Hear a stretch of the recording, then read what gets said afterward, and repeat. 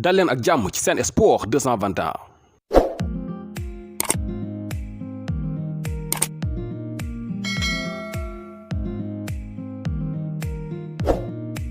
Mercato des Lions kii di Ibrahima Sy nekk jeune militaire bi nga xamante ni mi ngi doon évoluer foofu la ci France ci football club bii di Stade Reims.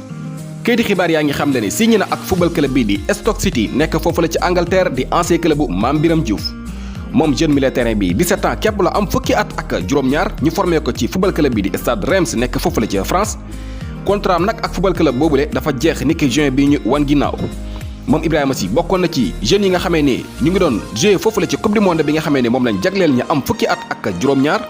muy U17 bi nga xamee ni ñu ngi doon football ci coupe du monde bi amaloon foofu la ca Brésil.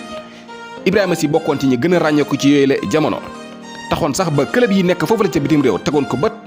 Fribourg, Stuttgart, Lazio, Atalanta ak Torino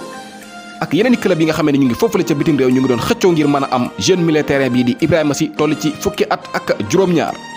léegi nag officiel na signé na ak football club bii di Stoke City nekk foofu la ca Angleterre kon Ibrahima Sy ni ki ren jile mu ngi war a jouer foofu la ca Stoke City nekk ci championship bu Angleterre. ci transfert la ñuy des ba tey kii di Edouard Mendy nekk gardien international sénégalais bi nga xamante ni fan yii yëpp kayiti xibaar yaa ngi laam-laameen dina génn football club boobule di Rennes te war a dem fële ca Chelsea tey jii sax kayiti xibaar yaa ngi xam ne kii di Edouard Mendy entraîné wul ak football club boobule di Rennes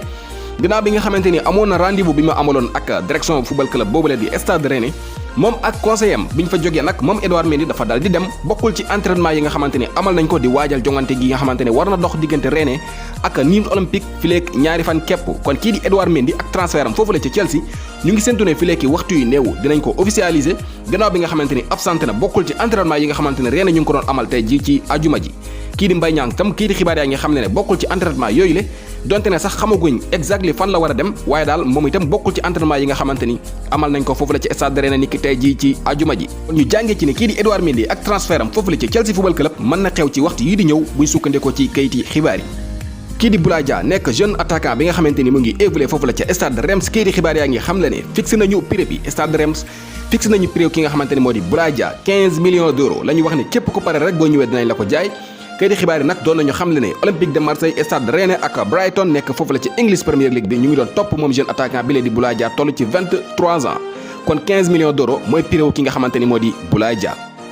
FC Barcelone gannaaw bi nga xamante ni signé woon nañu kii di Miralem Pjanic ni ki weer yee ñu génn kayiti xibaar yaa ngi xam le ne kii di Pjanic ñëw na foofu la ca FC Barcelone commencé na liggéey ak football club boobule. Real Madrid kii di Eduardo Camavinga nekk foofu la ca Stade Rennes kayiti xibaar yaa ngi xam ne jamono yile gën na jege ngir dem foofu la ca Real de Madrid gannaaw bi nga xamante ni kayiti xibaar yi ñu ngi fësal ne négociation yi mu ngi dox ci jamono yile kii di Eduardo Camavinga mën na dem foofu la ca Real de Madrid balaa transfert yi di tëj. bu dee kii di Sergio Reguilón nekk foofu la ca Real de Madrid nekk jeune défenseur bi nga xamante ne dañ ko abale woon foofu la ca Séville niki saison bi ñu génn kayiti xibaar yaa ngi xam ne ak transfert am dafa xaw a tagga tembe gannaaw bi nga xamante ni Manchester United jamono yi kayiti xibaar yi doon nañu xam ne jege nañu loolu ngir signé jeune défenseur bi lee di Sergio Reguilón Real de Madrid dañoo teg li nga xamante ni moo di ay conditions képp ku ko signé daal ñoom bu ñu ko soxlawaatee dinañ ko jënd si yow par force ak prix bi nga xamante ni moom ngeen déggoo lii nag mooy li nga xamante ni moo gàllankoor transfert kii di Sergio Reguilón bu fi ñuy waxee gannaaw bi nga xamante ni bokkul ci palaaw kii di Zinedine Zidane buñ sukkandikoo ci kayiti xibaar yi.